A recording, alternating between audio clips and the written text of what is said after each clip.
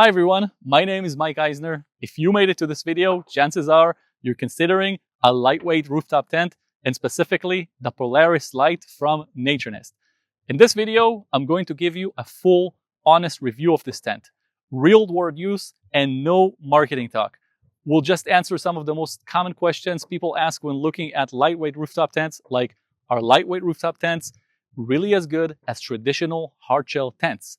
Is an inflatable mattress actually comfortable compared to the traditional memory foam mattress? And what are the real compromises, if any? So let's get into it.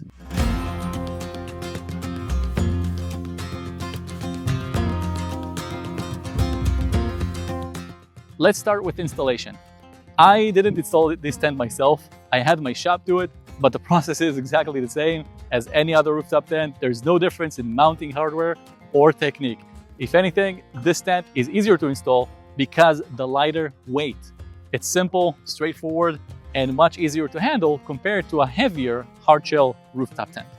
Now let's talk about weight and why it matters. The Polaris Lite weighs about 120.6 pounds, which puts it in the lightweight rooftop tent category. Most roof rack manufacturers list two ratings, static load and dynamic load. But here's the thing, off-roading is totally different. It's a different stress test. When you're actually crawling, flexing, or hitting uneven terrain, the forces on your rack are very different than highway driving. At 120 pounds, this tent is a really good balance. Any proper rack system that's designed for rooftop tents should handle this without issues under normal off-road use. In my case, I'm running a Rhino-Rack Pioneer platform with a backbone system. It's a solid, well-engineered setup, but it's not as heavy-duty as full skeleton style like Gobi racks or Frontrunner. For this type of rack, I feel that the Polaris Lite is a perfect match. The weight makes sense, the stress on the system feels right, and I'm very comfortable running it both on-road and off-road. If you like more technical trails, where you end up at weird side angles, definitely less weight up top, like absolutely matters. Every extra pound can affect stability. So now let's talk about size and profile. This tent is designed for two people, and that's realistic. Two average size adults fit comfortably, but I wouldn't push it beyond that. Two adults is definitely the upper limit here. One thing I do really like is how low profile this tent is when it's closed. It's only 4.3 inches tall, which is pretty big for me, at least. I can give you a few reasons. I can fit into garages I normally avoid with other overland setups, less wind resistance, and less wind noise on the highway. It's also not too wide, which is great. I was able to install an awning next to it with zero issues. Everything fits cleanly without any overlap, and I think it's all really, really nice, just a good setup. Let's talk now about the mattress and comfort. Okay, so this tent uses a hybrid mattress, a memory foam inflatable mattress. It comes with a rechargeable electric pump, which you use to inflate and deflate it. I tested this tent for multiple nights in Big Bend, and I can confidently say there is no comfort compromise compared to traditional memory foam mattress. In fact, there's even a slight advantage. You can adjust firmness. Let's say if you inflate it fully, it's about medium firm, I would say. If you inflate it less, you can get it a little bit more on the plusher side, which is nice. I previously owned the Polaris Plus, which has a traditional memory foam mattress. I personally loved it, and it was like really good. I was a bit skeptical about going into this, and I'm happy to say that the comfort level is really, really good here. So let's talk about the setup, pack down time, okay? This is one of the most important factors for me. The Polaris Lite is a very fast tent to set up. Yes, the inflatable mattress adds about an extra minute, but that's the trade-off for losing a lot of weight. For reference, like the Polaris Plus is the fastest rooftop tent I've ever owned, about 15 seconds for setup, and this one adds roughly another 1 minute.